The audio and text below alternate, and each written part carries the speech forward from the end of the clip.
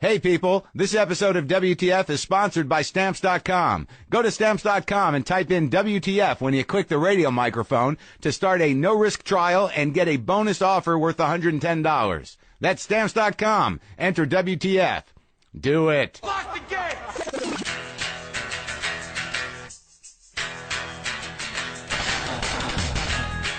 Okay, let's do this. How are you, what the fuckers, what the fuck buddies, what the fucking ears, what the fuck nicks? It's a big week, folks. It's a big week, and I got to be quite honest with you. I'm not in the studio right now as you hear this. I'm in New York City. All right, let me give you a couple of things are going on. First of all, we're doing 3 shows this week. Today is Hank Azaria, and I got to be honest with you about that. I had no idea about Hank Azaria. I had no concept of him as a person, and it was a pretty fucking enlightening conversation. But he's an intense guy. And I think, I learned a lot about him, and also he shared a lot about, things that I think it'll be somewhat enlightening to you guys. So today we got Hank. Wednesday, I'm going to put up a live show from Vancouver where Margaret Cho does a short performance piece about my cock. So if that interests you, I would listen to that show. And then Friday, Huey Lewis is going to be on. I had an opportunity to talk to Huey Lewis, and I'm like, why wouldn't I want to talk to Huey Lewis? He's fucking Huey Lewis. So, and also, I guess I can talk about myself now, can I? My book is out tomorrow. Attempting Normal is out tomorrow, and Apple's iBook store actually selected my book as their editor's choice this week, which is, it's nice. They've got this enhanced version that's got 6 specially recorded audio segments with more than 35 minutes of brand new, never before heard stories and reflections of mine. I recorded it just for this. It's only on this version. And you can download it on the iBook store at itunes.com/Marc Maron book. All right? So that's exciting. That comes out tomorrow. Obviously, the show, Maron on IFC, premieres this Friday, May 3rd, at night. What time does Maron premiere? Oh, my God. Hold on. Let me Google it. Maron IFC premiere. Maron, okay, Friday, May 3rd at 10 o'clock, 9 Central. There you go. I just Googled myself. God forbid I prepare. It's my own fucking show. Am I right? Okay, so I'm in New York this week, starting, well, it would have been day before yesterday. And I got all this stuff going on. I just want to keep you abreast of what's happening. Tomorrow night is Tuesday. That would be the 30th. And I am doing the Jimmy Fallon show. And I'm very excited about that. I like Jimmy. He's a nice guy. Now, Wednesday, I'm doing the Howard Stern show, which I've never done. I've never done Howard Stern, and I got to be honest with you, I'm a little nervous. There's something about him. There's something about me. There's something about the fact that I've kind of wanted to be on his show. I've always wanted to be on the show, but I was never one of his guys. And now I'm going to do Howard Stern. And I'm nervous. I don't know what's going to happen. I don't know why I'm nervous, but I want you to know I'm nervous. I'm nervous to do Howard Stern. All right? There, it's out there. So, obviously, after this week, things are going to slow down a bit, and we'll start to see what happens. With the show, with the book, reactions. As I've said before, I'm very happy with the way it came out. The first episode of Maron, it features Dave Foley, and it features internet trolling. Dave Foley's one of my favorite guys, but internet trolling is like an anti-hobby. It's something that, occasionally you'll find me engaging in, the internet troll thing. So that's all going to happen. But I know that this has been somewhat of a plug fest the last few weeks, just with everything that's going on. I do want to tell the people of Milwaukee, if I could, that I will be out there at the Pabst Theater. What day is that, Mark? May 4th, Saturday. So come out if you're there. Also, go to my website, WTFpod.com. I got a lot of book events in May. I'm doing Powell's Books on May 12th. That's in Portland. I'm doing this big gig at the Saban Theater with Judd Apatow moderating here in L.A. on May 15th. I'm doing the Jewish Community Center in San Francisco for Sketchfest on May 17th for the book event. I'm doing something at Six and I in D.C. on June 11th. I imagine that's a synagogue that I performed at the last time. Must be, right? Wednesday, June 12th, I will be doing the Barnes & Noble in New York, and I'm going to do a book event in Bryant Park in New York on June 13th. I'm also doing something in Boston that's not up on my calendar. But all this stuff is there for you at WTFpod.com. You come out, I'll sign the book, we'll hang out. It'll be good. All right. Where am I? All right, got Hank Azaria coming up in a second. But first, can I call, would you mind terribly if I called Amy Schumer? Let's get Amy Schumer on the phone, because I know her show is premiering on Comedy Central April 30th at 10:30, 9:30 Central. And I love Amy, and I want to check in with her to see what's going on. So let's get Amy Schumer on the phone here.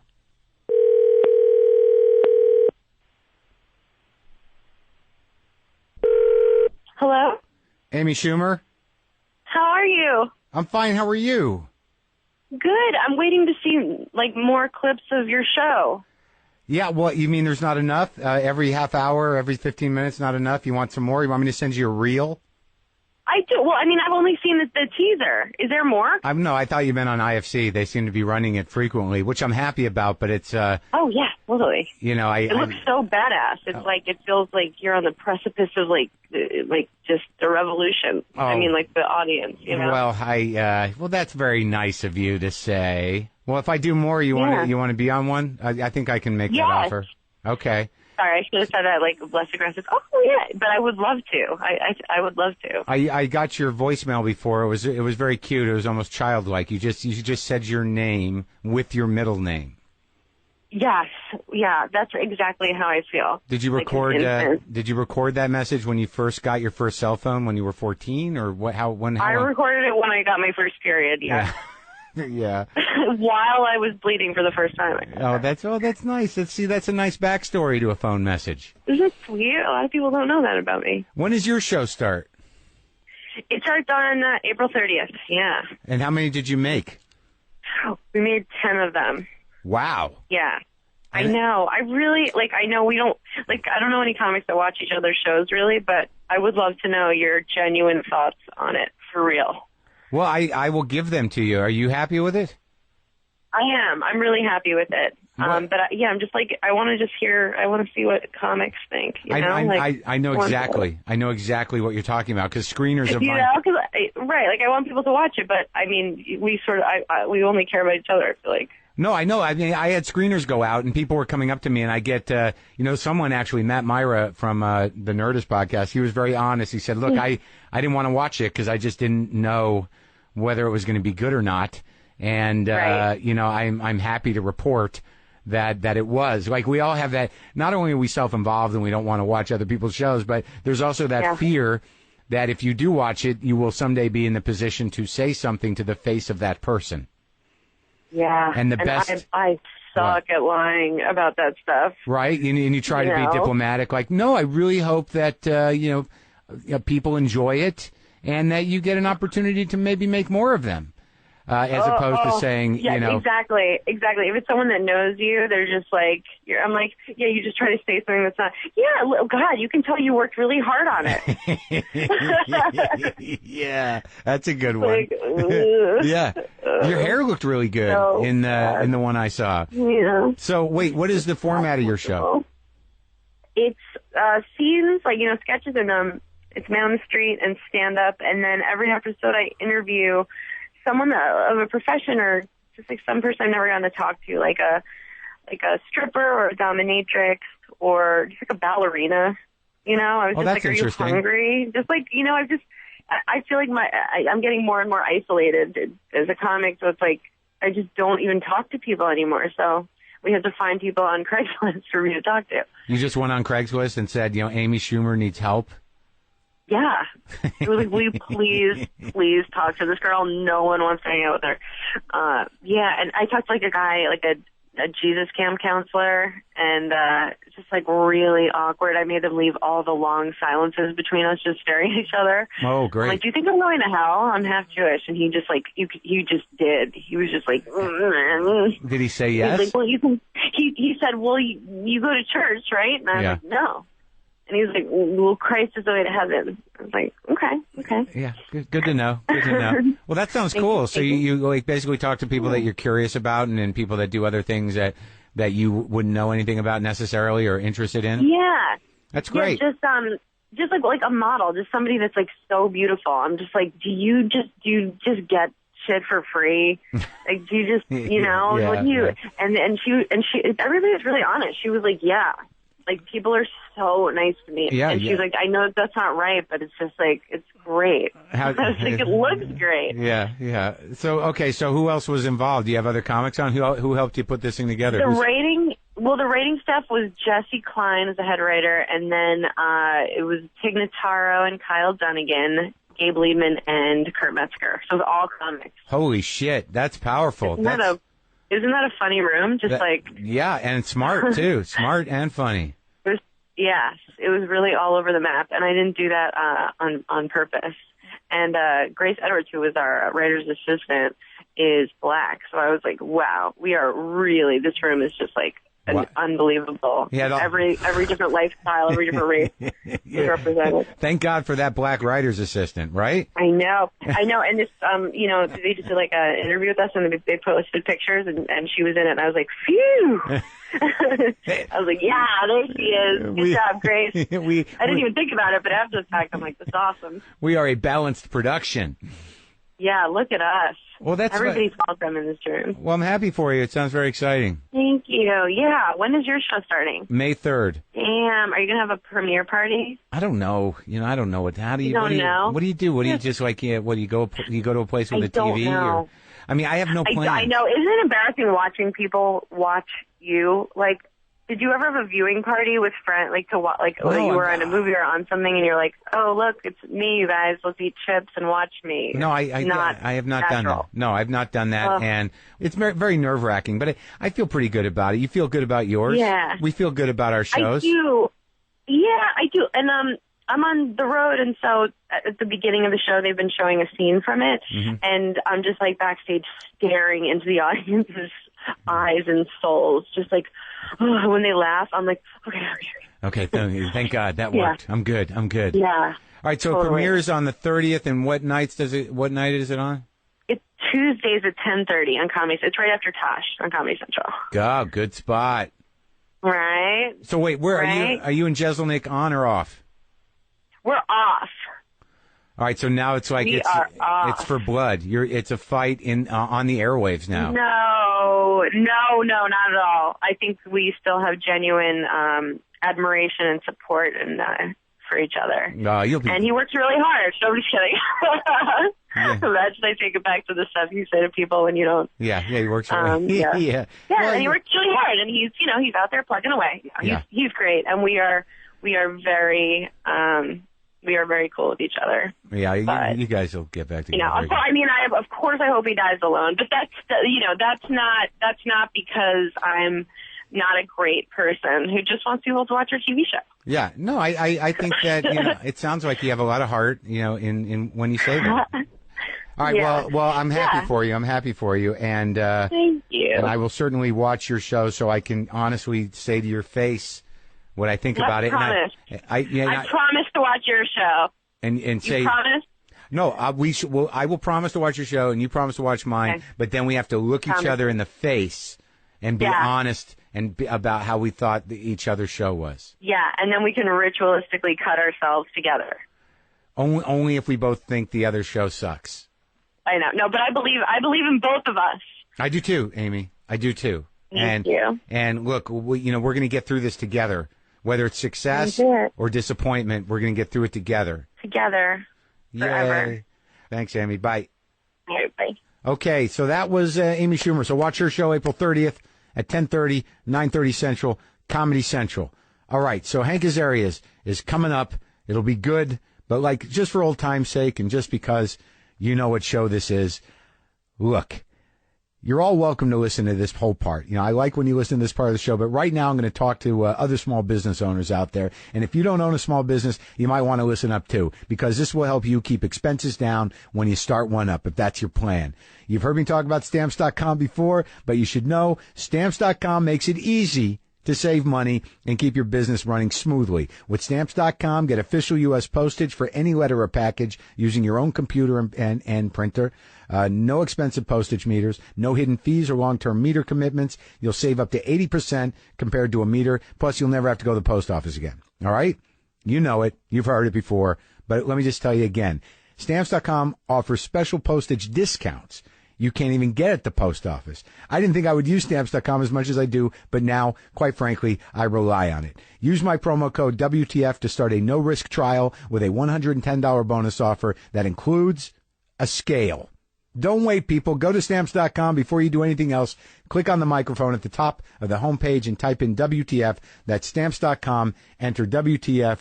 And watch the premiere of Maron this Friday, May 3rd at 10 o'clock. And buy my book tomorrow or go to the iBook store. All right, look, enough with that. I had a pretty amazing conversation with Hank Azaria. So let's talk to Hank Azaria.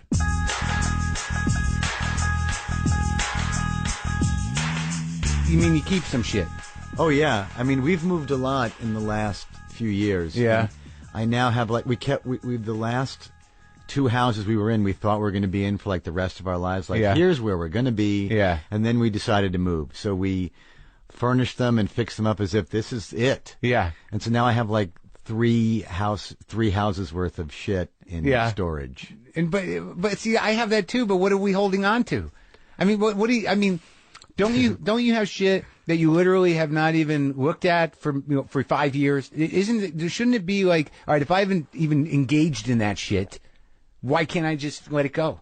Yeah, I'm basically a hoarder, except my stuff is removed from me. Right, it's not around. Yeah. But that is a hoarding thing. There are people that have storage units for their hoard. Yeah. I might technically qualify as that. I feel like I might, but lately I've been looking at stuff and I'm like, why can't I just do? I'm the same way with fucking food though.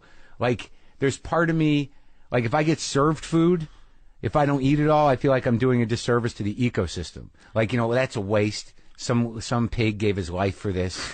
I was about to say, isn't that a Jew thing? But the pig thing takes that right out. No, it could be anything. Noodles. But isn't that more of I feel I'm the same way, but I feel it's more of a compulsive eating Jewish thing. Yeah? Yeah, well, for me anyway. I don't feel guilty like I should finish this plate. I find it hard not to because it's in front of me. Because you got to eat it. Yeah. I guess I mix it up. I guess I go either way with it. But you're in great shape. Let's go over that because I need to start training again. Let's talk about that. Can we? What'd you want me to train you? Would you? Yeah. I can't find a trainer. Is Hank Azaria available? Yeah, could use. We can talk. Yeah. Sure. Well, what'd you do already today? Come on, you did something. I was on the treadmill this morning. I watched last night's Nick game on the treadmill this morning. And I did some push-ups and sit-ups. Push-ups and sit-ups. Yes. How many are we talking? I did 4 sets of about 100 push-ups. Really? Yeah. 100 each set? I started out with 130, and then it ends up down to 40 or 50. And you ran on the treadmill? Yeah. For how long? How many miles? For 4 miles, about 40 minutes. I do about 4 miles when I do it, but I'm out of shape. I'm not. You don't seem like you're out of shape. Well, it's like I'm not fat. Right. But I'm not toned. Right. I'm not. My core is not engaged. My core is drifting. Sure. Well, that's happening to all of us. Yeah, it is. All right. So the 4 miles at what? What are you doing? 8.5 minute miles or?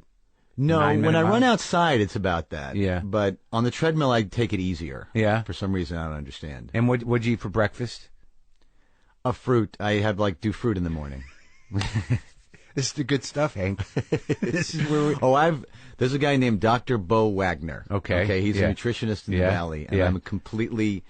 I've fallen in. I believe he does the whole thing, food combining, eating for your blood type. Yeah. The whole, and he insists that you have to do it all. You can't do it partially. Yeah. And somehow if you do it all, it actually, and if you focus on what you can eat and not on what you can't eat, then it all works out well. And I have to say, you can eat like a pig. It's not about portion control. If you eat the right things, you can, I'll eat insane amounts of fruit all morning. Really? Yeah. But I find the liability of those type of situations, which I go in and out of. I do the 4-hour body thing.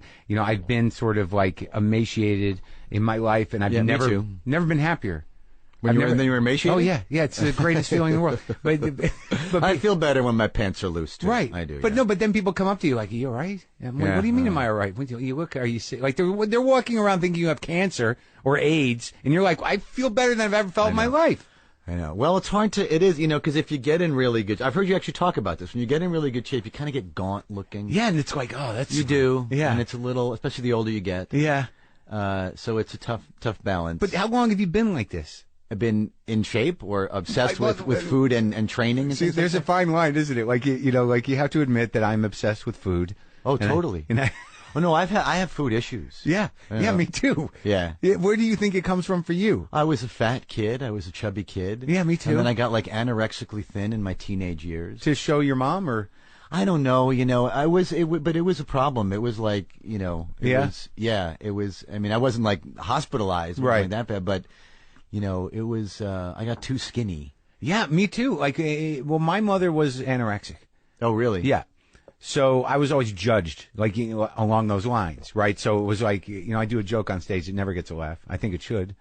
I say for the first 9 years of my life, I think my mother just saw me as her fat. And then if she just ate less, I would disappear. I think it's hilarious. So you would too, because you're an eating guy. But when I do that on stage, people are like, oh, God, that's sad. No, well, I relate. I don't know if I'd laugh either, but I relate. But do you find that it comes from that? Were you judged for your fatness?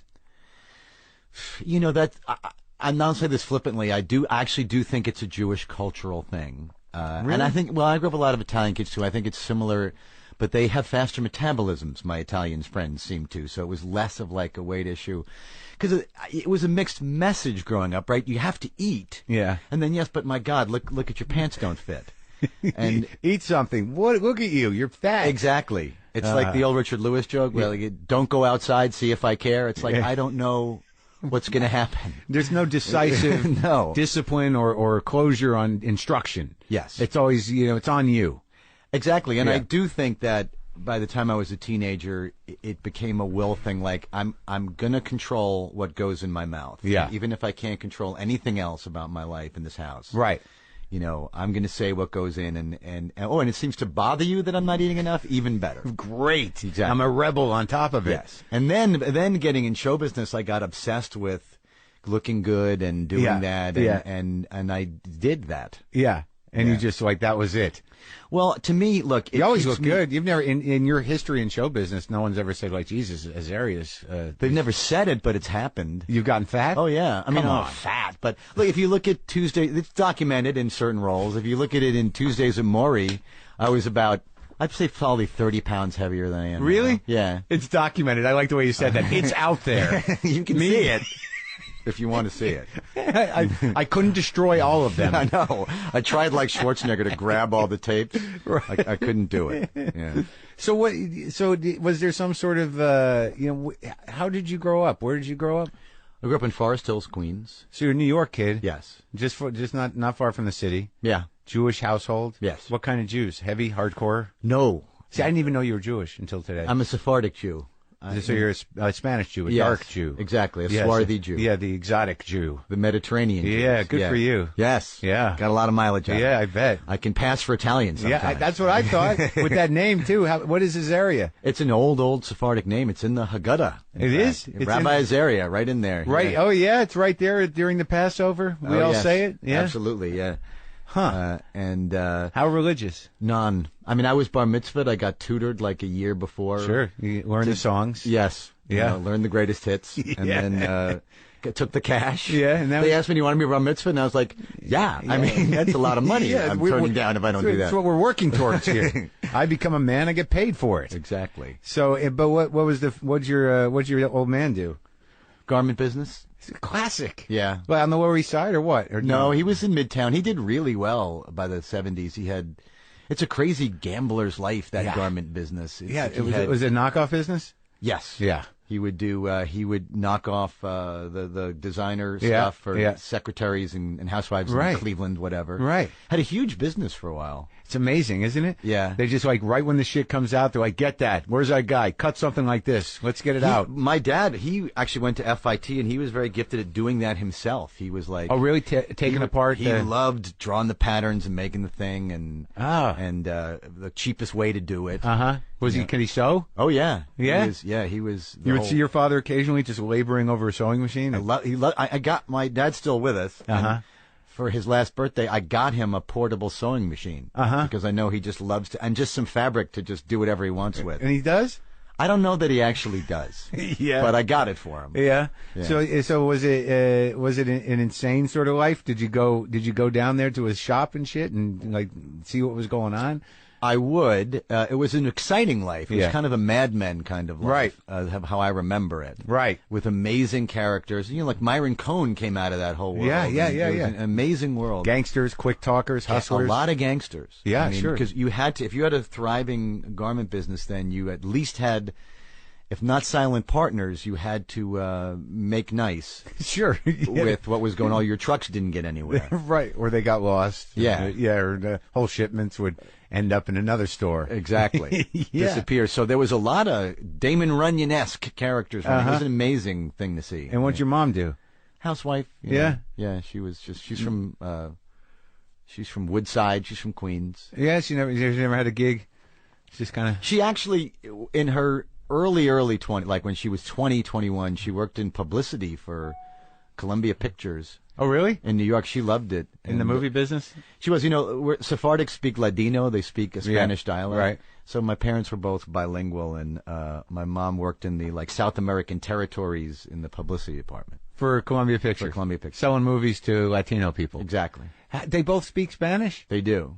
But so that was the Sephardic version of Yiddish, almost? Exactly. Ladino is the Sephardic version of Yiddish. I never knew this. This is education to me. It's an amazing language. It's written in Hebrew characters. Yeah. It's it's phonetic Spanish written in Hebrew characters. Uh-huh.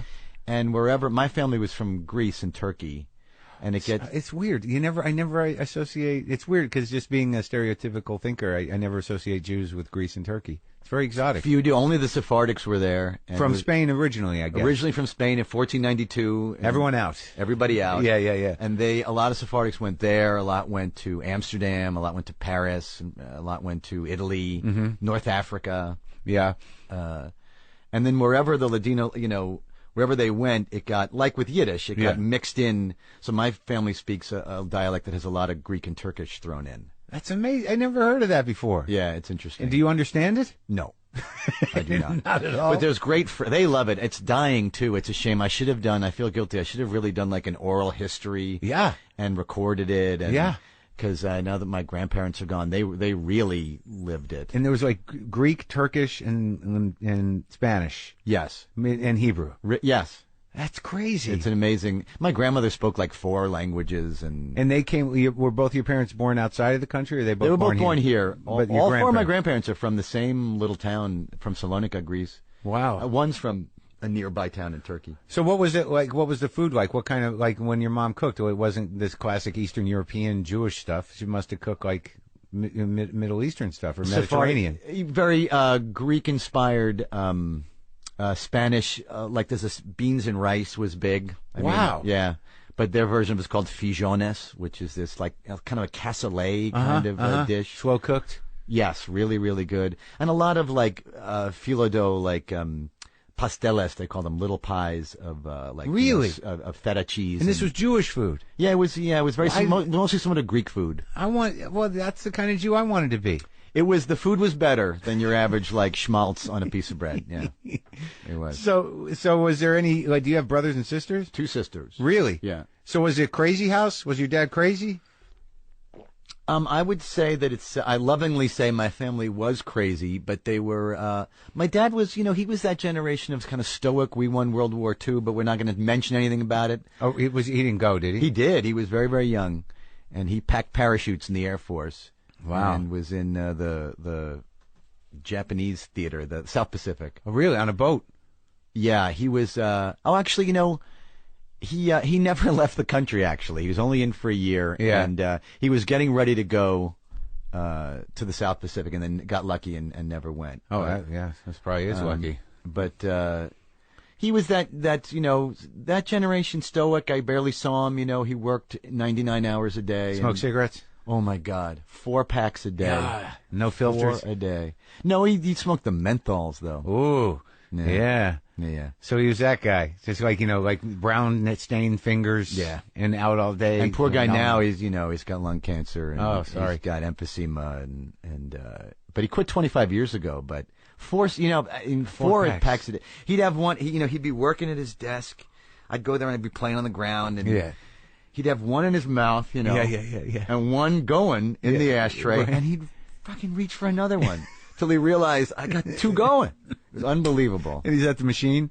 Yeah, he's usually his desk, or yeah. he'd go out to the floor. Uh-huh. You know, and, yeah. And, yeah, he was fun to watch. Oh my God. He loved it. I got that from him. Like, do what you love. How old is he now? He's 80. He just turned 86. Oh yeah. So he made a long run. Yeah, he did. He's still at it. And does he live with you? No, they're in Miami. They're both still alive? They are, both my folks. You got some good genes, man. Yeah. They're in for the long haul. Yeah? And your mom's still all together and everything? Yeah, they really are doing well. Did you set them up down there? I didn't. They, Really? They were, they moved down, and my father actually moved the business down there years ago. They didn't retire down there. And I helped them out a little bit, but they're okay. Yeah, I always wonder about that. Like, because I know that, like, if I had, a lot of money, I wonder if I would just be like, it's all right, here's a house. I've done versions of that. In and out. For them or for others? It's to other family members. Yeah. It can get a little complicated. You need to, get the rules in place. Right, like this is a one-time thing? Or, let's just make sure exactly what we're doing here and what this means. And then, you know what, let's maybe get it in writing so there's no discrepancy later about what was promised and what wasn't. Oh, really? Well, yeah. Well, even with a gift? Even with a little help? Well, the problem is it depends on how you define a gift. Right. And what exactly that means. Mm-hmm. And, so, yeah, it's funny. Money can create problems you don't expect. That is for sure. Every day. Yeah. Every day. The amount of resentment and weirdness possible around even small amounts of money is profound. Yeah. I think it's at the root of, all difficulties on some level. It's hard to argue with that. Yeah. It is. But it's weird how petty it can become, too. Like, at some point, you're like, I don't have a fortune. But, all of a sudden, one day you're like, hey, you know what? It's just money. And the next day it's like, that's $5 that I don't have now. Yeah.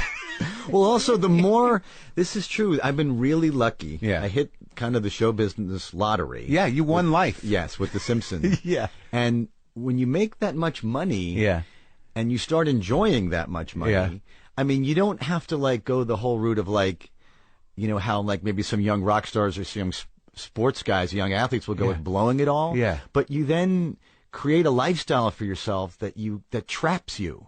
Right, that you have to feed. Yes. It's like it's like shoveling money into an oven. Exactly. To just run this machine that's your life. That's a lot why I downsized a few years ago. I'm like, what am I doing? This is crazy. Where were you sitting when you had that moment? How big of a situation were you involved with? I was in a big house. Were you alone? No, I was with my wife and child. Okay. But partly why I moved in, I've only been married a year. I've been to my son's almost 4. Really? Yes. And we've been together for 7, 8 years. But, it kind of all hit us fast. Yeah.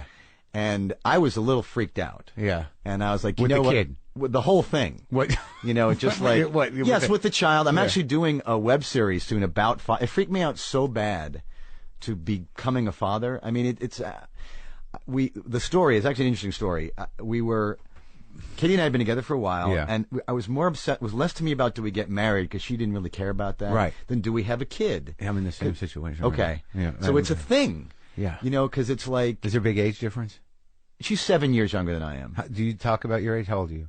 I'll be 49 in a week from today, actually. Oh, yeah, okay. I'm 49. Okay, good. I get it, yeah. So this was 5, 6 years ago. Okay. She was 36. So it's pressing. If it was going to happen, it was going to happen then. Right.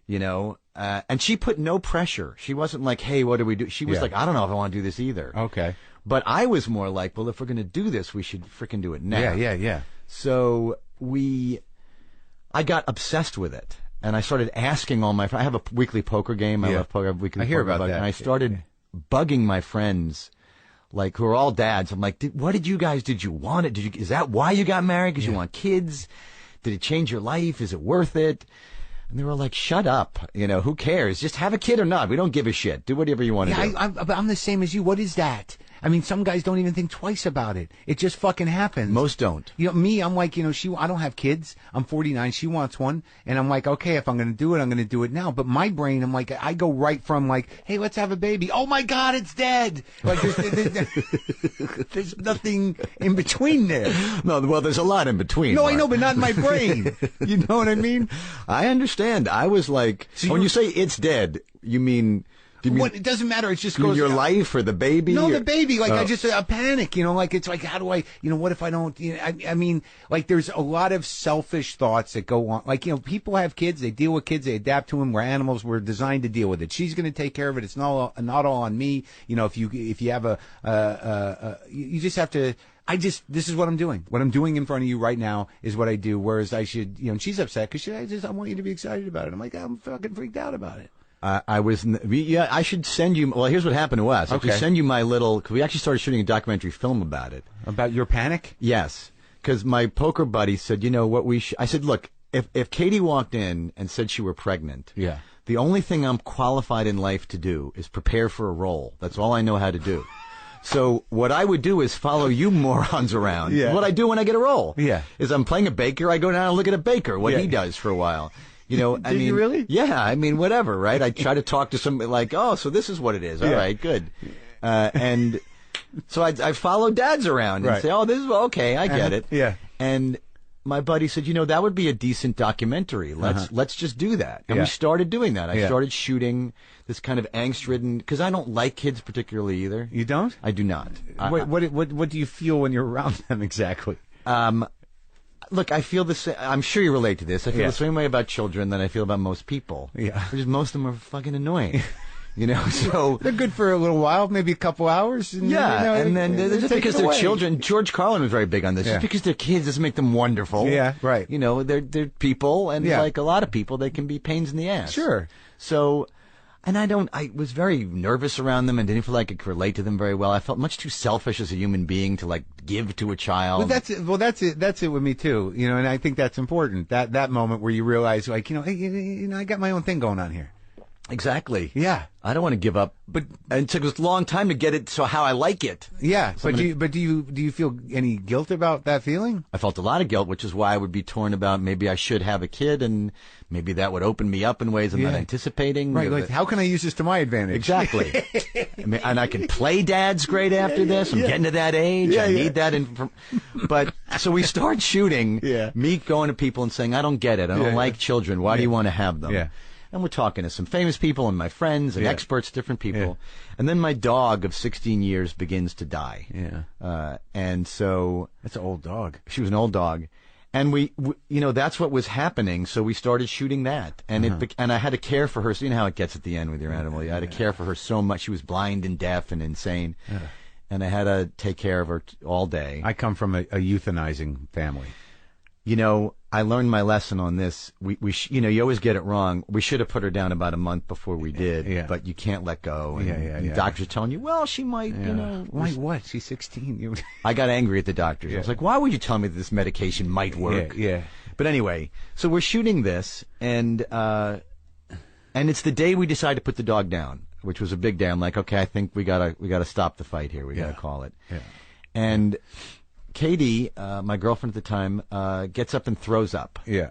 I'm like, you're having an odd reaction to this. And she kind of gives me a funny look. And I said, and literally, I'm on the phone. I'm calling can you send someone to put them down instead of us coming there? We're like arranging all this. Mm-hmm. And I say to her, to me, you seem pregnant. Are you pregnant? What's going on with you? Yeah. And she just kind of gives me this look like I can't even describe to you. Meanwhile, by the way, I'm shooting all this. Yeah. All right. It's on camera. You have this. And I said, are you pregnant? She goes, I don't know. I said, well, with that weird insensitivity and almost shock. What is happening? Yes, I was. I was like, what are you telling me? Are you pregnant? It was like a Woody Allen moment. What are you trying to say to me, Don? Are you pregnant? What's happening here? And she goes, maybe. I said, well, are you concerned about it? She's like, yeah. I'm like, well, let's get a test. She's like, I have one. I said, you're concerned enough that you bought a test? She's like, mm-hmm. Yeah. I said, well, did you take it? She's like, no. I said, well, go fucking take it. So she marches off. So supportive. I'm on the... I know. I was freaking out. Yeah. She marches off. Yeah. I've got a camera in one hand. I'm on the phone with my dear friend on the other. Yeah. I'm like, dude, Katie's off taking a pregnancy test. Yeah.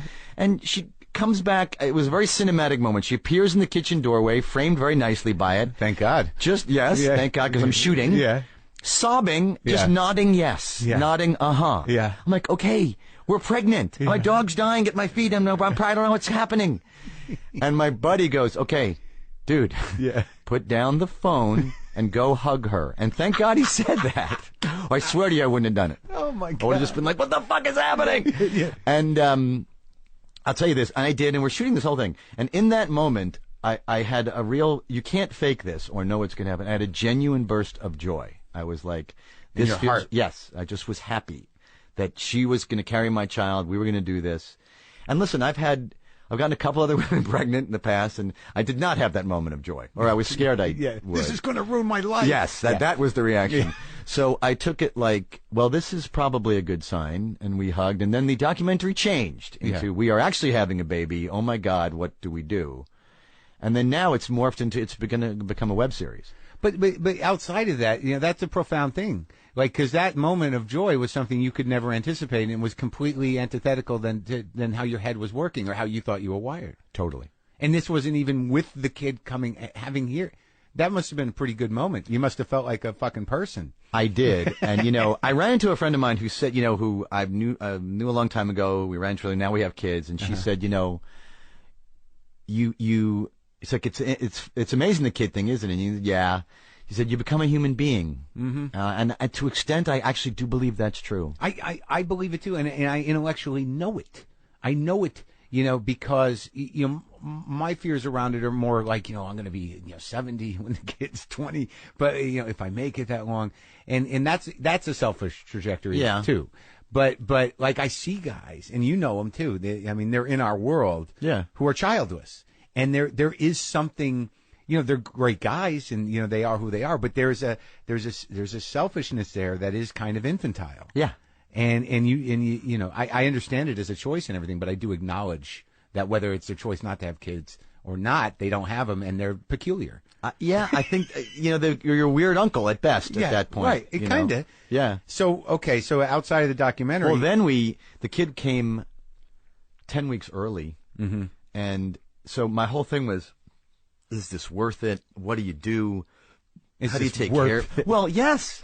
But you're a guy, you got money for miles, so that's out of it's not a worry. No. Which is like, in my mind, that's my only worry, outside of dying. It's a genuine concern. Right, but you don't have that one, but there's still these other problems. But even still, I still thought about it. Don't underestimate my selfishness, because I had plans for that money, you know what I mean? Like what? Like what? What? I don't know. You just want to be free to do what you... let's put it this way, and this is going to sound a little obnoxious, but it's true. Before I had a wife and a child, I didn't really think about, I could never outspend myself. You know what I mean? It wasn't like I was that lucky with the money that it wasn't like a concern. I would, do what I wanted to do. Sure, I know that it all fell in the realm. It was okay. And then there became, with a family and a child and feeding them to, and houses and educations and all kinds of things. You're like, wow. It became way, and then, the housing bubble and the economy, all of a sudden I got like sacked out of field goal range, if you will, financially. So I'm like, well, I actually think about this. Yeah. And the whole point of, once that kid's born, what I didn't realize was that you're just, and especially with a preemie who has to be in the hospital for 7 weeks. Oh, he came early? 2.5. He was only 2.5 pounds when he was born. How many months in when he came out? He was 10 weeks early. So wow. Yeah, very scary. Early, very scary. Yeah. And thank God he's fine now. But you get so grateful that they're okay. And your first thought is, oh my God, is he going to be all right? And honestly, your second thought is a selfish one. Is like, am I going to be all right? Like, am I going to be okay?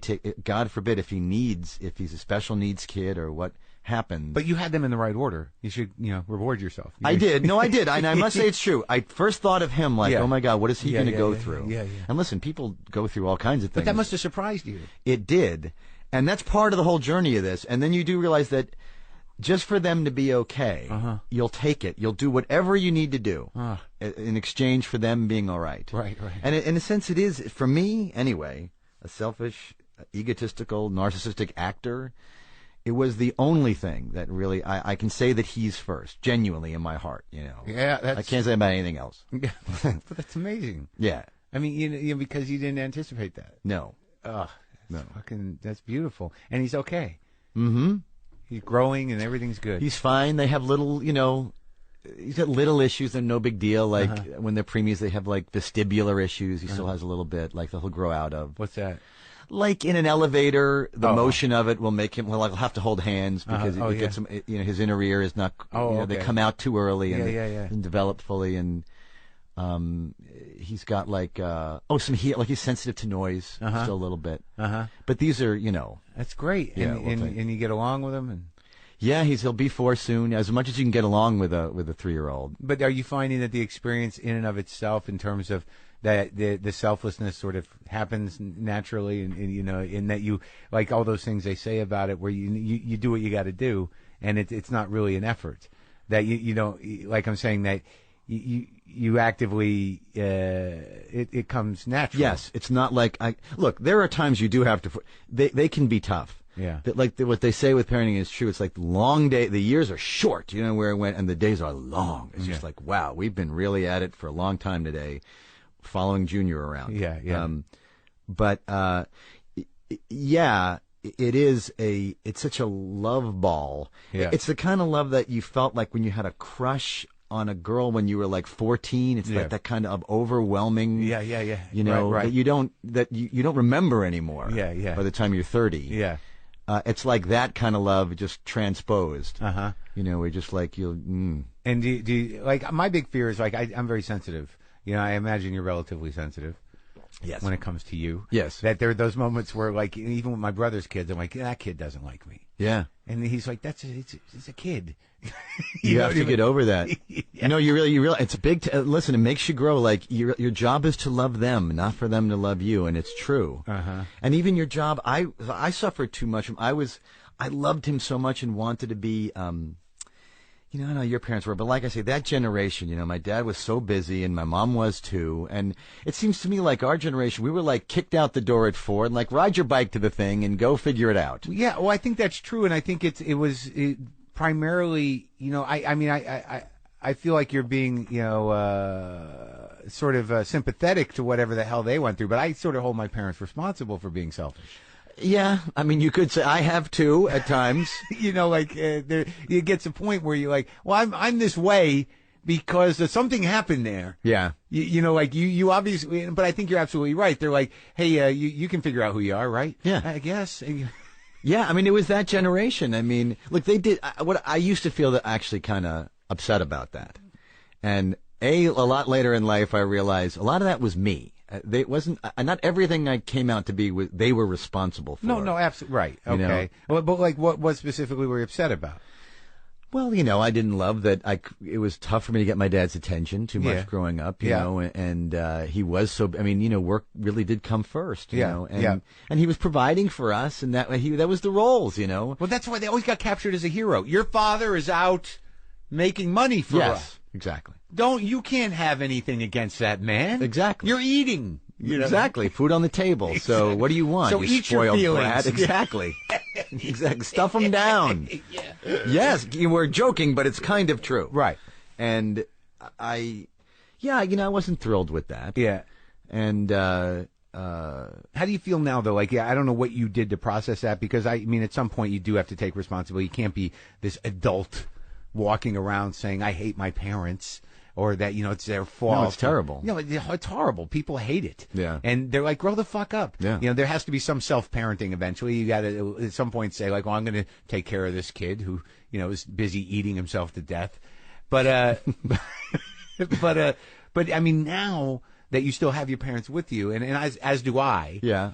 What does shit still get triggered? Because like I can sit with my father and I can accept my father's insanity and know that he's completely selfish and doesn't behave really any differently. Mm-hmm. And I think what the point is, like, at some point you can't expect them to. No, the window's closed. Exactly. They're not going to play ball with you now.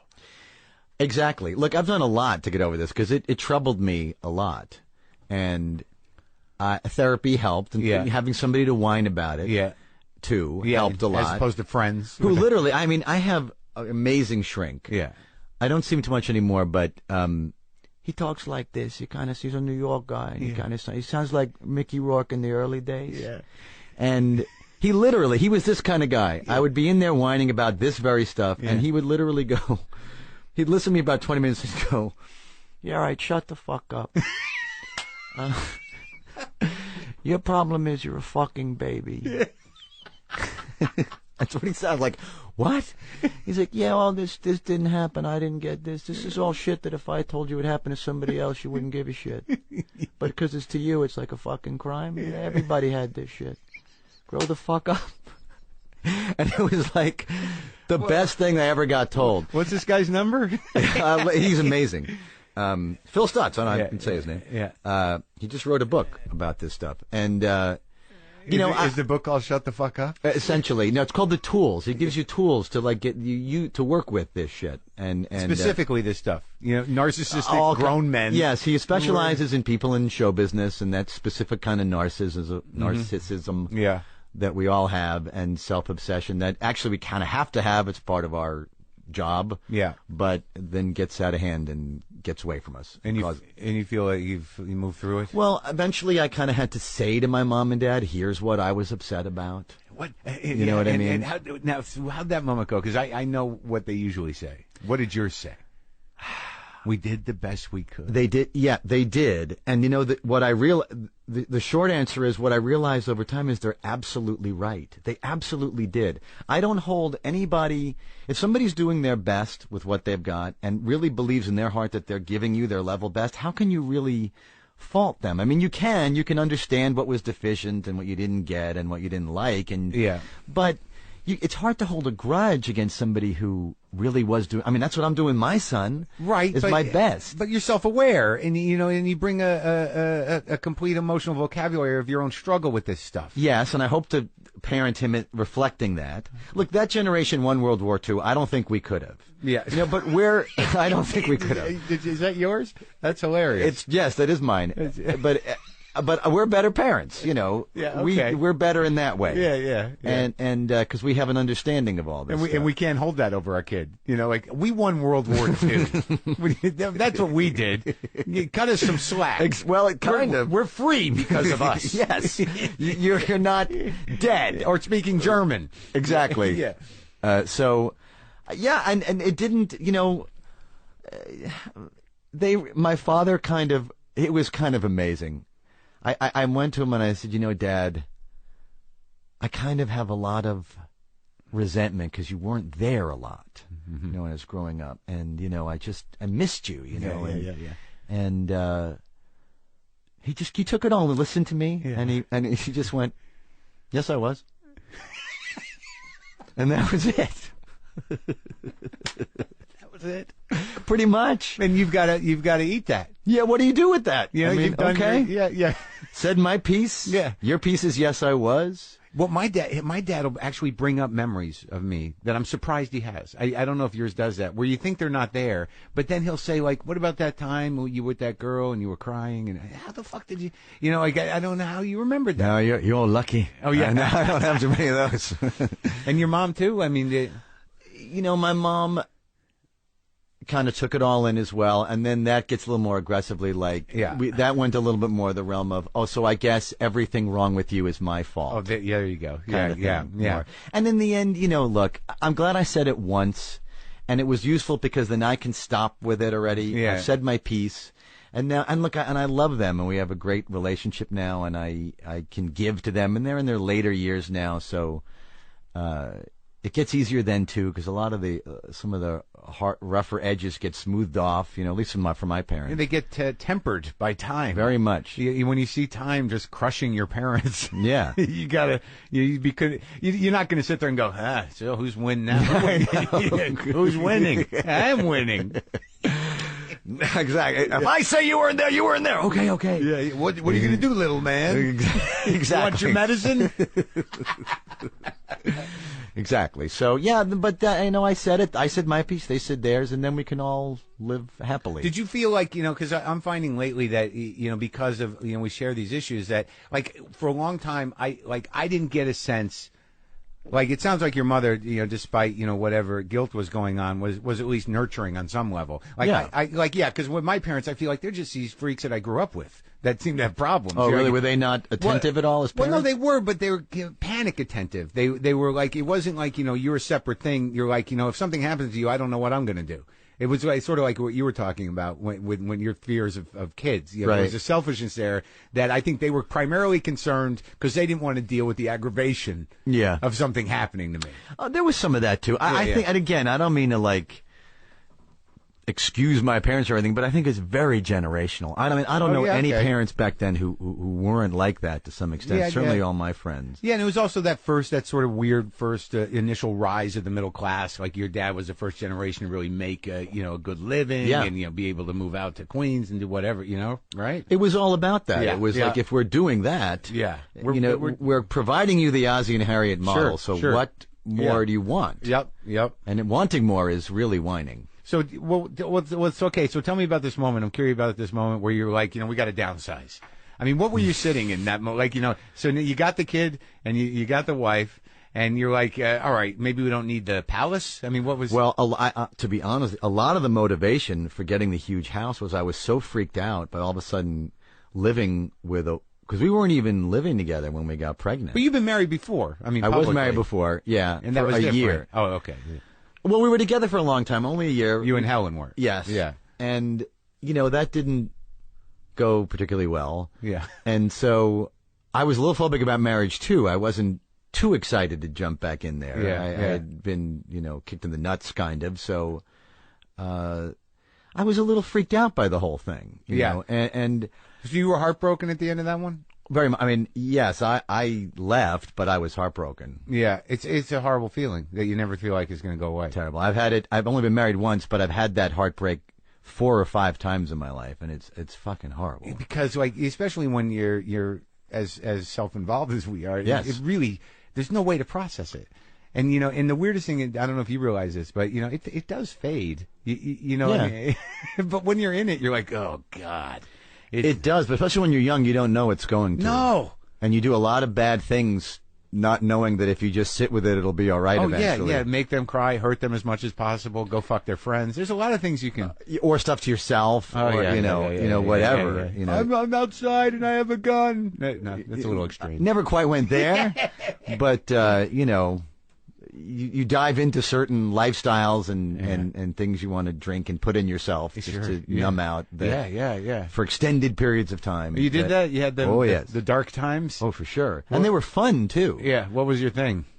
Booze? I liked to drink. Yeah. A lot. Yeah. Yeah. Yeah? Out in public? Oh, sure. Oh, yeah. I didn't, I wasn't like... I'm going to sit alone with this. Yeah, okay. I didn't see any point of a martini without a blonde and vice versa. I call it a Jewish speedball. I wanted both of those at once. Yeah. And you could get them.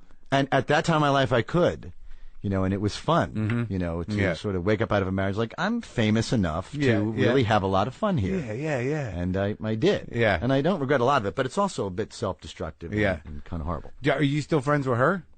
Ish, yeah. I'm friendly. We're not like, over each other's house every other day. Sure. But we have a lot of mutual friends, and so it's okay. She wishes me well, I wish her well, and we're okay. Yeah. All right. So let's go back to the current. So you she was pregnant. You end up getting married. Well, the house. Yeah.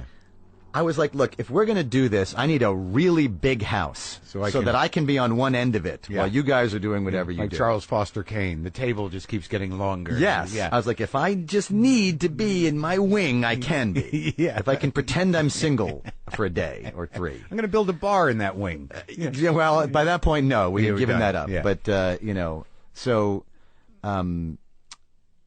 then after a year or two, I'm like, I don't need this. I'm very happy with all of us together, and I want us all to be close. Nice. And this is so much money to carry this place that I don't need, and then with the economy and everything, it just became ludicrous. But you grew up. Yes, that too. That's a simpler way of saying it. That really sounds like what happened. Yeah, that's great. Yeah, it's good. Yeah, it was a good thing. So when did you start acting? Oh, it depends. My whole life, really, but I didn't realize it. Yeah. I mean, I would memorize comedy albums and perform them by age 6 and things like that. Like which ones? Steve Martin, George Carlin. Those are my probably 2 favorites growing up. Yeah. That's weird because we're the same age, and those are the records. Oh, yeah. Let's Get Small. Yeah, and Class Clown. Yeah, all George Carlin stuff. Yeah. Did you ever get to meet him? I never got to meet George Carlin. That was one of those deaths that really hit me hard. We're at that age where now the deaths are like, oh no, that feels like a friend of mine is gone. Right. Yeah, and friends too. Yeah, I mean, if we're getting to that age. Yeah. We're actual friends. Yeah. But you never got to work with him or anything. No, I've met Steve Martin a couple of times. Yeah? Yes. How was that for you? That was actually great. I sat next to him at some dinner party a long time ago, and he was really sweet and hilarious and funny and engaging. Yeah, I've never met him, but I've watched him eat breakfast. And I was at a festival. Okay. And, he was just sitting over there. And, I don't know, you think you know people. Just by liking their work or watching them. But he struck me as very sort of heavy-hearted. And I don't know if that was really true, but I was just looking at him like, oh. Yeah, I mean, maybe. The night I ran into him, he was like on. Convivial and very funny. And but, he's definitely an intense. He's pretty open about how he's, not lighthearted exactly. Yeah. Well, a lot of us are, comedic people are, I've heard that. Not notoriously, yes, jovial. So you're listening to comedy records, you're memorizing them. Well, I didn't realize, and I'm a mimic and a voice guy, and I would do all that growing up, and didn't realize till, I was about to go into college that might be a marketable skill. In fact, even in college, I really started acting earnestly. Yeah. And thought, maybe I want to actually try this when I'm out of school. Mm-hmm. And still didn't connect up that maybe the fact that I memorized every TV show or movie or comedy album I ever heard and could mimic the voice almost exactly and the mannerisms and the timing meant that I might have a marketable skill there. I didn't connect the two. But you never thought about being an impressionist, necessarily? Not really. I admired them greatly. I loved Rich Little growing up. And David Fry and Gorshin and them. But I had a very brief stand-up act. I was at the Comedy Store, I think, when you were doorman back then. What, in 80? Late 80s. Yeah, 80s, maybe. More like 87, 88. Yeah, I might have just missed you. Okay. You were doing stand-up? I was in a sketch comedy group back then, and we wrote some stuff, and I had like a few minutes left over, and I was so green that I went up just at the Comedy Store as a lark. Yeah. Because I didn't even realize it was an audition situation. You were already acting by then, weren't you, or no? Yes, but I wasn't doing much. I hadn't gotten The Simpsons yet. Right. I would get like a job every 6 months. Yeah. And went up, and Mitzi made me a regular. Yeah. And I was like, are you kidding me? I don't have an act. Yeah. I went up. I have the 3 minutes you just heard is what I have. I don't. So I would get thrown out there. Yeah. And I did it for like 6 months and did it just long enough to realize how hard it was. Yeah. And that you actually really have to work very, very hard. Yeah. To get 10 minminutes that's worth anything. Were you getting pressure from the other guys? Who was around? Were you in the crew there? No, I was completely out. Pauly Shore was then just becoming huge then. And Dice was pretty big already. Yes. Yeah. And back then there was no MC in that room. You'd introduce each other. Yeah. Still like that. Pauly Shore would never remember my name even though I was coming next. I'd be like, oh, dude, please. Who's on next? Exactly. Oh, dude, what's your name again? Yeah. I'm like, there's and I had no game. I had no, I didn't even realize that a big part of stand-up was, especially in that room. Oh, God, yeah. Was just deflecting the masses. Just basically being an insult comic at what was being thrown at you. Yeah, harnessing that thing. Yeah. I would just be like, I'll wait till you guys are done, and then I'll continue, I guess. I don't know. And you were just doing voices? No, I didn't do really any impressions. I didn't even think, I should probably do some I did a couple, I would do stupid things like Captain Kirk going to the bathroom or something, or Gavin McLeod from The Love Boat. From the Captain Steubing, for a second. But mostly I would just do silly observational things. I watched TV all day. It was Kirk and Steubing. That was it, huh? Pretty much. Yeah. And I talk about The Love Boat a lot. Yeah? Yeah. That was in repeats then. Oh, but listen, that's what I grew up with. Yeah. I would talk about, I don't understand what's happening on the show. Who are these people? And I talk about cartoons. I would talk about cartoons. Yeah. Because I grew up watching them. And I talk about Bugs Bunny a lot. And did you do okay? No, I did not. Some older comedians took pity on me. Yeah. They really did. And they said, kid, when they're yelling shit at you, you have to stay stuff back. Do you remember who said that to you? I don't. Yeah. Who is that guy? Was it Jackie Diamond? Yeah, he wasn't an old guy. He was a guy acting like an old guy. Right. Bang, bang. Yeah. That guy. Pow, I'm a gunslinger. Right. Yeah, yeah. Oh, Jackie Diamond. Michael Rosenberg, I think is his name. He's from Newton, Massachusetts. Okay. He did that shtick. Yeah. I think he said to me, okay, let me give you a couple of things you can say when they're saying nasty shit to you. Yeah. And he gave me the old, sir, I don't bother you at work. Yeah. When you're on your knees at the bus station in the men's room, I don't yell stuff at you. Classics. Yes. Yeah. Which me like, oh, that's brilliant. Did you make that up? Yeah. I didn't know. And so he gave me a couple of things to say, which I would use, and thank God for him. Yeah. But I can only remember getting through my act one time. I just, never. One night, for some reason, I did really well. I'll never forget it. In the original room? Yeah. Yeah. One night I just killed. Yeah.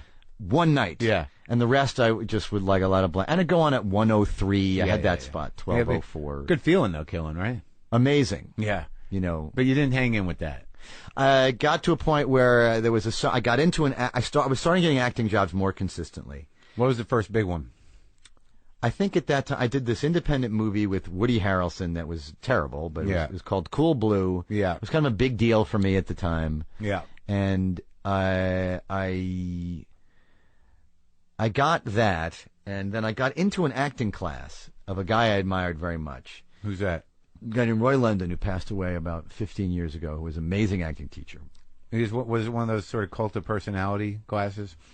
Meaning what? Well, I mean, like a lot of the prominent acting teachers, like have their system and they're known for something, and they have a very tight group of people that believe in their system. And I mean, I say proudly no. That's good. He was incredibly selfless, loved to teach, never let it be filmed or become anything bigger than what it was, and had a lot of big people in there early in their careers. Like who? Like Brad Pitt and Gina Davis and Jeff Goldblum and Gary Shandling. And I think I heard about. I think Gary talked about this guy.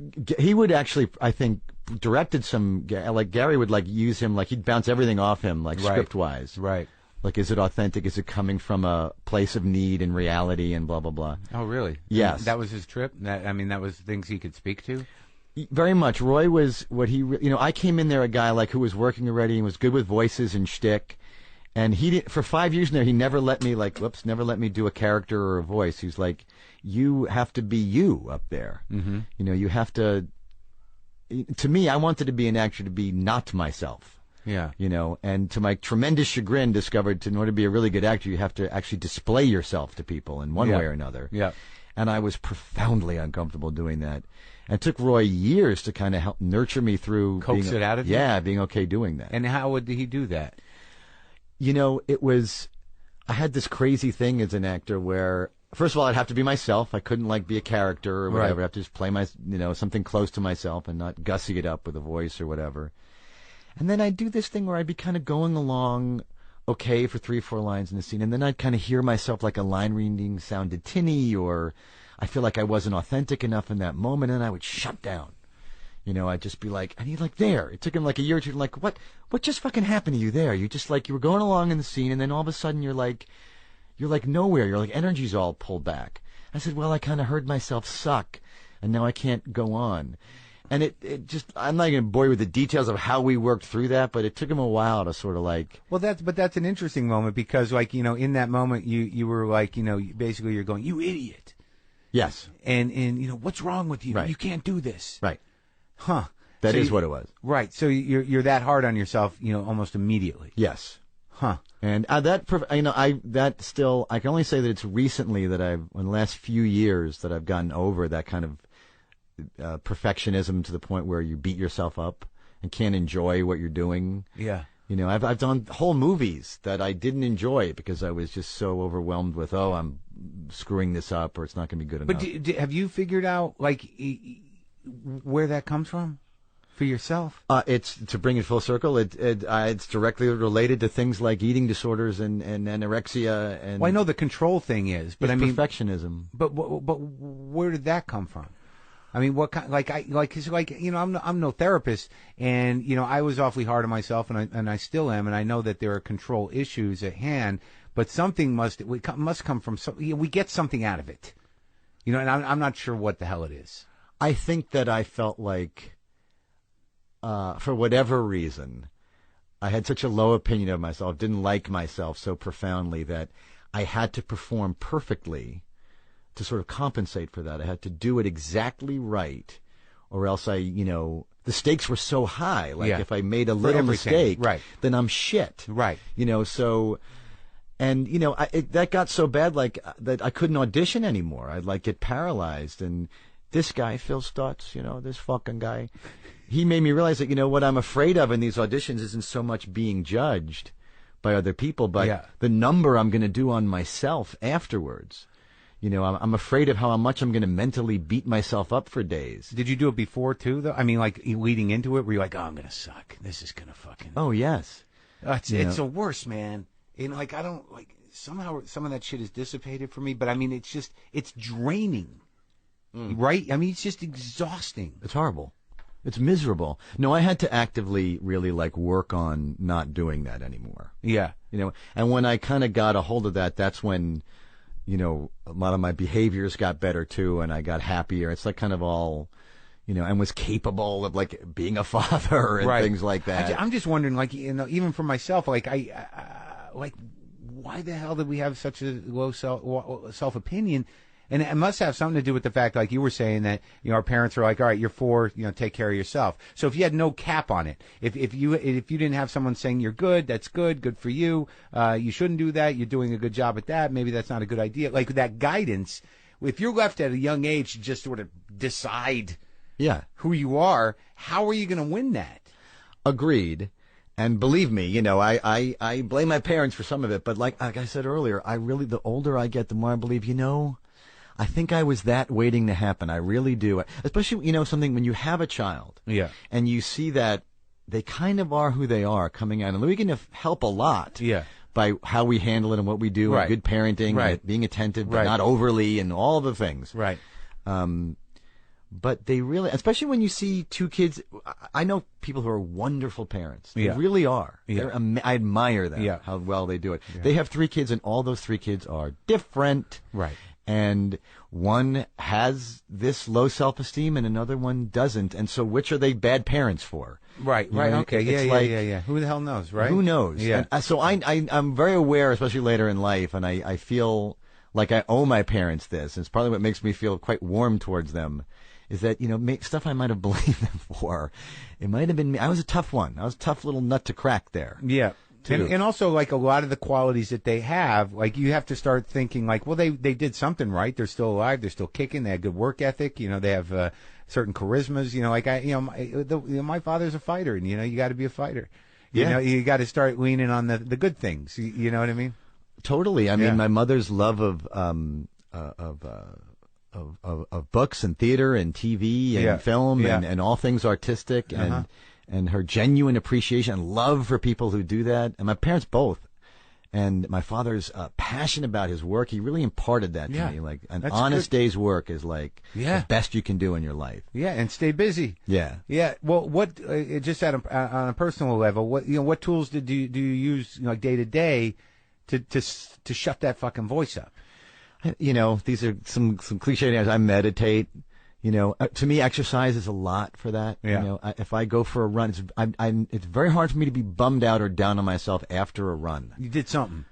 The endorphins, and also the chemical thing, that it's a very healthy form of addiction that works. But like when a voice comes in your head, you just did a thing.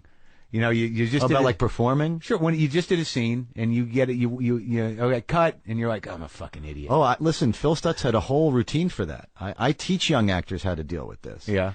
There's a thing called the afterburn, after a scene or after an audition, and that's when that moment where you're raw and you're ready to kill yourself. Yeah.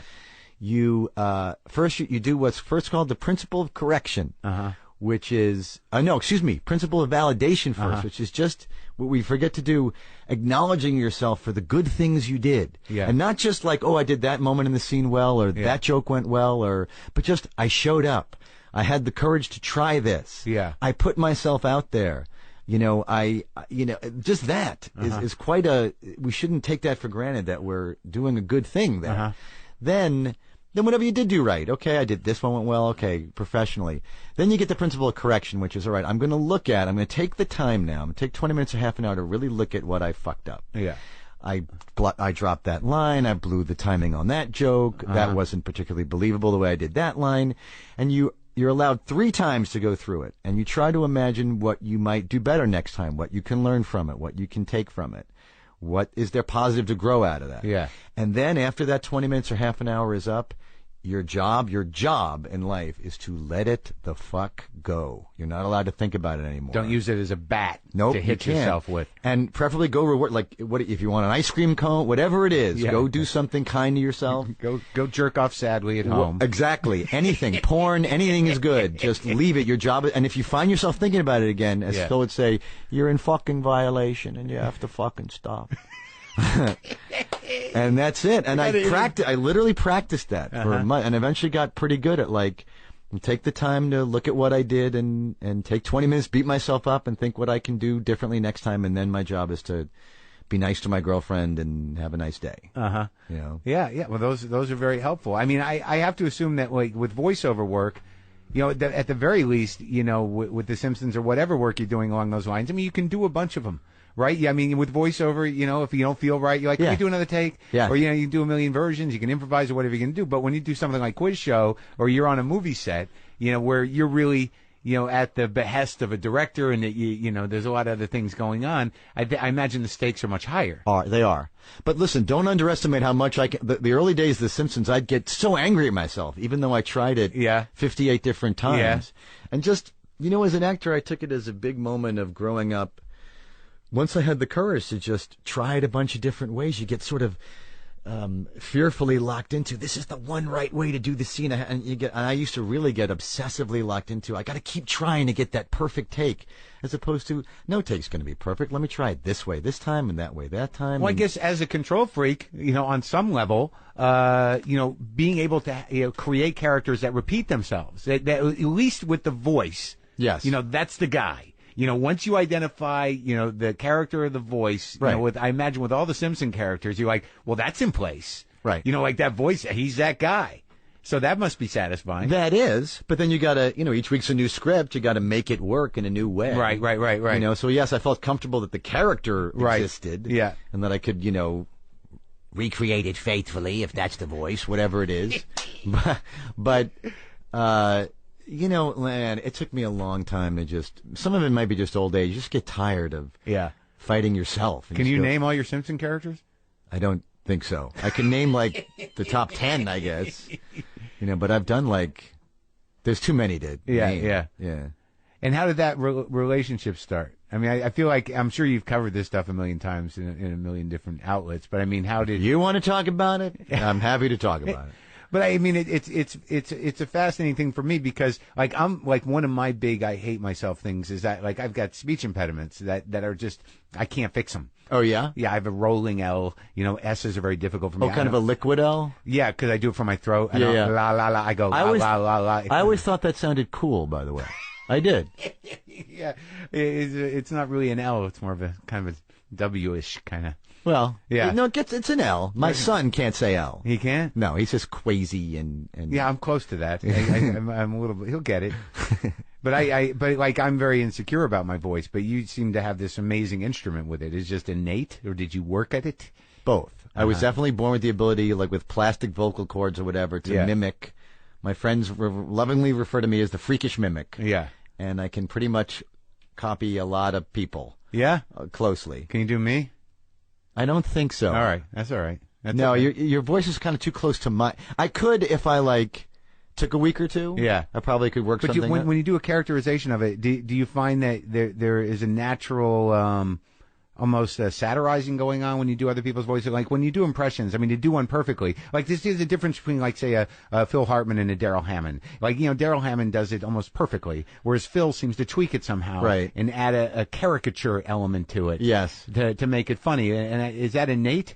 Or is that an instinct, or is that a choice? That's an interesting. I've actually never been asked that before. It's an interesting question. I think some of both, and I think it depends on the case. I think some voices I do, I'm trying to do as direct as impression as I can, right? And some I'm sort of heightening for effect. And then often, you know, Look, like I've talked about this stuff a lot. Most of my Simpsons voices are just bad impressions of other people, either celebrities or people I knew. Right. But you do a bad impression of someone, that's a lovely original character voice. Right. So, you know, Chief Wiggum, who talks like this, that's a pretty bad Edward G. Robinson. Yeah. It's kind of a ish Edward G. Robinson. Yeah. But it's a funny character voice. But it's also different enough. Like, I would not identify that as Edward G. Robinson because, you know, you watch a lot of those Warner Brothers cartoons where a guy's doing Edward G. Robinson because he was a cultural icon. Right. Yours is sort of like a few removed. Well, also, it's so now old that it's new. Right. And I get away with a lot of that because now I'm old. So it... Right, so no one remembers the source. Professor Frank, of course, you know, is just the naughty professor, Joe. But no one knows that anymore. Right, but there's a little more gravel to it. Because it's coming out through me. Right. So instead of, if I had to actually play the Nutty Professor, I'd probably spend about a month polishing it to get it exactly, you know, where it needs to go. But for The Simpsons, I don't need to. It's just a character voice. I mean, Woody Allen used to talk about how he thought early in his career he was doing a direct Bob Hope impression.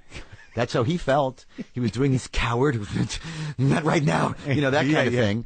And he thought he was going to get busted on it. He was amazed that all the reviews weren't like, who is this asshole who's doing Bob Hope? You know, but it's coming out through a Woody Allen filter, which is completely its own thing. Yeah. You know, so a lot of my voices are like that. Oh, okay.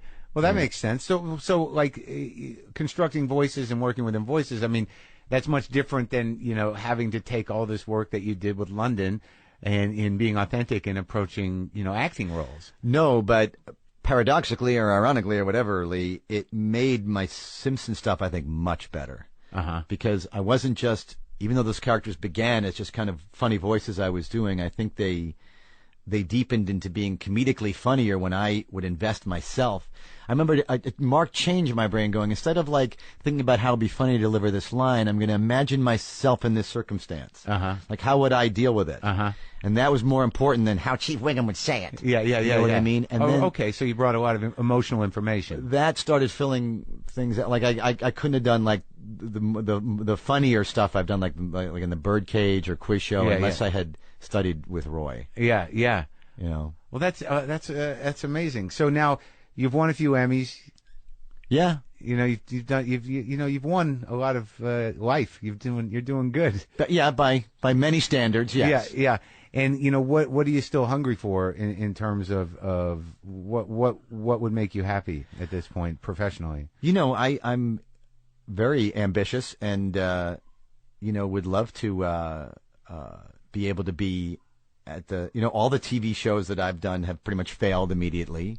I would have loved if one of them could have, you know, hit. What was the one I just you did with my friend Al, the last Al one, free agent? Yeah. Now, okay, so this is something that, you know, like this is something I don't have a lot of experience with because, you know, I don't work in television that much, and my show is going to be on. This is the first thing I've ever done that's going to happen next month. I saw your pilot, by the way. You did? I did. It was very good. Oh, thanks. I man. really enjoyed it. The one with Dave Foley? No. The presentation with Ed Asner. With Ken Jeong. Yeah. That was the presentation. Yeah. Oh, okay. But you liked it. Good. I did. That's nice to hear. Yeah. How'd you see that? Because I'm hopefully getting one of the things I'd like to do is I'm getting this movie going with Funny or Die. Oh yeah. Isn't the internet an amazing thing, by the way? Like it is. It's awesome that you can do this. Double-edged sword. Well, it is, but it's incredibly cool. Yeah. Oh, absolutely. That you can do that. You're doing what we're doing right now. Yeah. That you created this, and that's because there was another place to go. Yeah. And I have felt some frustration like that in my career. Yeah. And you know, I had a bunch of characters. And I went to Funny or Die one day and pitched like 7 of them, and they said, "Oh, let's do that one." And we made this little short that, you know, that they finance because that's what they do. Yeah. And it got popular, and now they're, you know, making small films, and we're going to most likely make one. We're really close to making one. Oh, that's great. Yeah. So it's about a baseball announcer, a guy, kind of an old school baseball announcer who talks like this. His name was Jim Brackmeyer, and he has some personal problems, and so it's but in all those problems, I'm assuming he doesn't change his voice. No, his voice stays like this.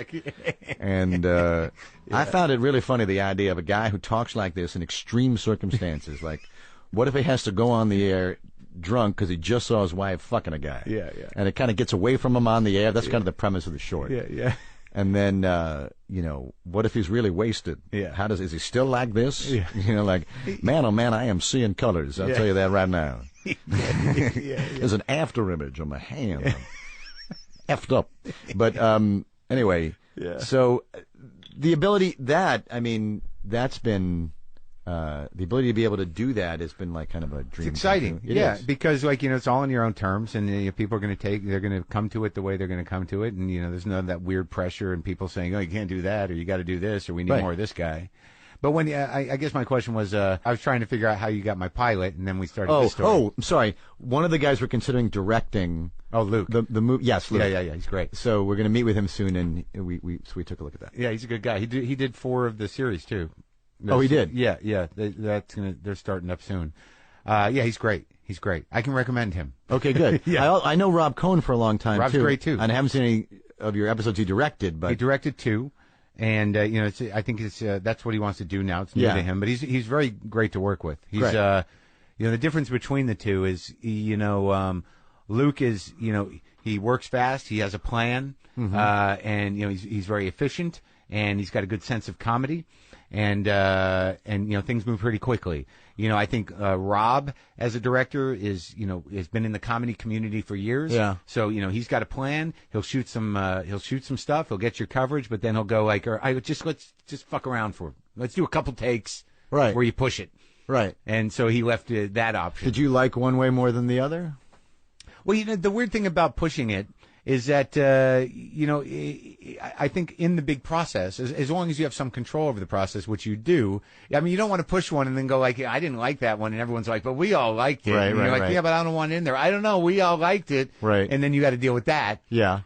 So it's really up to, how much. Are these really, are they sort of loosely scripted or very specifically No, they're scripted. Yeah. And you pretty much stick to them? And yeah. Are you writing them, I assume? Yeah, they're all based on my life and what it is now. There's a podcast element in it, and all the stories are sort of pulled from my life. But we there were 4 of us, and we did script them. Okay. Some of the the people playing themselves, like Ken did. There's one of those in every episode. Those are a little looser, but the stories were pretty scripted. Yeah. Okay. It was my first time really acting, so it was kind of. Oh, is that right? Yeah. Oh, okay. In any real way. Right. I've been in a couple of things here and there, but I had to show up and be me.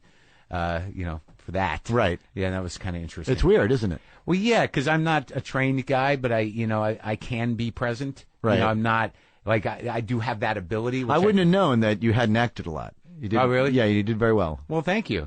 I think it's about being present, right? Yeah. A lot of it. Yes, which is hard to do. Right. Either In you its have own that way. ability or you don't. Yeah. And I think I did. I don't know. We'll see what happens. Yeah. But like what I was going to ask you though, in dealing with something like the last series. Free Agents. Free Agents, it was called. Now, it was your idea, your show? No. Oh, there was a casting.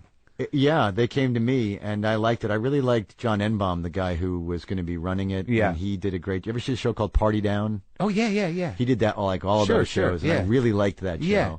I liked his voice a lot. So, in retrospect, what do you see? How did something like that fall apart or lose its way? Look, most of the other shows that I had that failed, I was kind of glad by the time they failed because I felt like we didn't really get it. Which ones are you talking about? A show that I did that I think was called Imagine That for NBC like 10 years ago. A show way, I don't know, almost 20 years ago called If Not For You, this little romantic comedy thing for CBS. Right. By the time I felt so like... Huff did all right, though, right? Well, Huff I was proud of and glad of. And that was your show? No, again, I had a lot. I did produce it and had a lot to say about it. But again, they came to me but it gets really hard. I don't know if you've experienced this. I don't know if you've gone down this road, but when you work with a writer, right, and you're trying to sort out, tone and agree on what it should be, it can be rough. Right. And I've had a lot of tough experiences with that. With the creators. Yes, even when it's come out well. Right. It's still, certainly on Huff, Bob Lowry and I, we really had a hard time with each other. We sorted it out, but it was, it's tough, man. It's both your babies. Right. And you're like, and who's going to... Right. But that show I liked and was kind of sad when it stopped, although it was so hard to make, Huff. It was like heart-wrenching and gut-wrenching and a lot of hours. And it's hard to be that bummed especially when you have the Simpsons job. Yeah. Where like you can just go kind of kid around for 2 hours and they pay you a lot of money. Yeah. But Free Agents, it was hard work. But I thought we were doing. I thought that was good. I think they made a mistake pulling that show so quickly. Well, a lot of times they don't give you had a lot of talent down there. Yeah. And a lot of comedy talent. And I think an ensemble either has to you got to give it time to everyone get their rhythms. Yeah. And pop it, or sometimes they just don't give it that time. They don't, and for whatever political or logistical reason, I mean, our ratings weren't good, but no ratings are good on NBC right now. What the hell? How do you judge ratings in a media landscape where a 2 is great? Exactly, a 2 is amazing, right? Oh, we got the numbers now, by the way, that we got then. We'd be considered almost a hit. Yeah, even in 1 year later, 2 years later. I can't imagine the heartbreak. See, I think that's one of the reasons why I avoided. Even getting involved in that machine. I've always been sort of, a definitive kind of personality. But I never did the whole kind of audition thing or the several deal thing. It was never offered to me. Right. But I mean, the heartbreak of it all, I don't know how you accommodate that after a certain point. My little cute spiel about how you deal with auditions. Sure, same thing. To me, I had to approach it in a sort of programmatic, I'm going to approach this like a Jedi exercise that's going to take frickin' practice and take a no and build from there and take what I can. And, it's just or else you go bananas. Yeah. You just go nuts. Yeah. You just turn into a cynical, bitter, weird. Yeah. Which, listen, I can go down that road still. Yeah. Easily. I have days where that side wins. You should just make that a character. Fuck everybody. Yeah. That guy. Yeah. No, I relate. I've been in I've had phases like that. Yeah. For sure. And we have a common friend in Greg Barrett. Yes. And you guys were working on something. What's the status of that? That's pretty much dead, sadly. Yeah. It sounded interesting. I thought it was a lot about these issues we're talking about today. Yeah. And we tried to put that into a sort of alternative series. Uh-huh. And they were interested, and then I guess they just didn't like our script enough. Huh. That was HBO? It was who does Breaking Bad? Oh, AMC. AMC. Uh-huh. It was at AMC. And what was the setting? It was like a Seth MacFarlane type guy. Yeah. Who I would play. Yeah. Who's got this hugely successful cartoon show and these characters in it, who wakes up one day. He's got a book due. He's going to write a coffee table book about the show. Because he's such a control freak, hasn't farmed it out. And he's got a week to go before the deadline. Right. And he has been sober for a long time. Uh-huh. And he has dental work that night. Takes a bunch of Vicodin and sort of at white heat kind of gets to writing the coffee table book, which is a blurb about each character. And, but this whole, instead he writes this crazy manifesto and kind of vomits out whatever every character really means to them, and him and who they are in his life. Whatever, I forget the names of the characters we had, but Ozzy the Octopus is my mom, and here's why, and Eddie the Anchor is my dad, and here's why. And writes this whole crazy, tell-all basically about his life as seen through who these characters are, and then has to sort of, and his editor's like, "What's the matter with you? I can't publish this." Right. And also, if I did, what are you going to do? You're going to just out everyone in your life who you love, and you're going to let the book just hit them like a tsunami. You're going to go tell them what you really think of all them. Yeah. So he wants the book to come out, so he has to go to each person in his life and tell them, look, a book's coming out, and here's kind of what I really think of you. Here's why you're this character. Yeah. And that was it. That's the premise. Was there animated elements? Yes, there'd be a minute or two of animation a week where you see the character in action from the show. Yeah. And then you kind of see him dealing with. Oh, that sounds great. It was interesting. Yeah. They just didn't want to risk it, or? I think they just ultimately didn't like what we did with it. It wasn't their cup of tea in the end. We took some notes from them, and then we delivered something back, and they were like, "Yeah, we don't think you guys cracked it." Yeah. Yeah. That's a horrible moment. It took Greg, and I felt bad because Greg, I work with Jerry Stahl on it too, and he's a good friend of mine. They gave me we worked for a long time on this thing. Yeah. And they really gave me a lot of time, and then to just have it kind of go, nope. I know. I Jerry- felt worse for them. Yeah, Jerry's a machine, man. He'll fucking churn. He stuff. did, and he did. Churn, like, you know, like, here's the idea, and like, you'll get like 50 pages from Jerry. You're like, what? Oh my God. Yeah. Yeah, He was amazing. Well, it's good to talk to you. You too. You My feel pleasure. good about it all? I feel good. I think Yeah. we covered a lot. Yeah. I think we helped you a lot. I feel that Did we help you at all? Yes, I got a lot off my chest. It was. You're saying you feel? Was I too self-involved? Did I make it too much about me? I thought it was No, I was just kidding. Oh. That was a completely frivolous comment. Yeah, now I'm going to walk out of here going, what the fuck did he? No. Well, thanks for doing it, and well, good luck with the kid Oh, thank you. and everything else. It sounds like you're doing well. Yeah, I'm pretty happy. All right.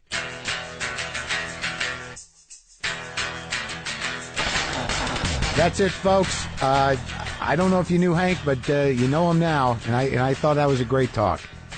Let's recap. Go to WTFpod.com. Check in with all my upcoming book events in May. Please watch my show, Maron. Premieres this Friday, May 3rd at 10 o'clock and on IFC. Pick up the book. I'll be in Milwaukee at the Pabst Theater on May 4th. That'll be a good show.